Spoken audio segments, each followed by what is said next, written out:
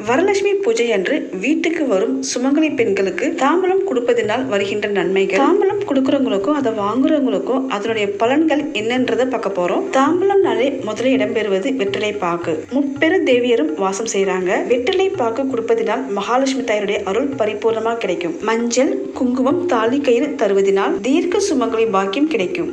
தர்ஷனை கொடுப்பதனால் செல்வம் பெருகும். நம்மளுடைய வசதிக்கு ஏற்ப தரலாம். நம் வீட்டின் மங்களத்தின் அறிகுறியாக வர சுமங்கலி பெண்களுக்கு பூ கொடுக்கணும். பழம் தரதுனால அன்னதான பலன் கிடைக்கும். பிளவுஸ் பீஸ், புடவை தரதுனால வஸ்திர தானத்துடைய பலன் கிடைக்கும். கண்ணாடி வளையல் கொடுப்பதினால் மன அமைதி உண்டாகும். சீப்பு கணவருடைய ஆயுள் அதிகரிக்கும். மருதாணி கொடுப்பதினால் நோய் நொடி வராமல் காக்கும். கண்மை கொடுப்பதினால் திருஷ்டி தோஷம் நீங்கும்.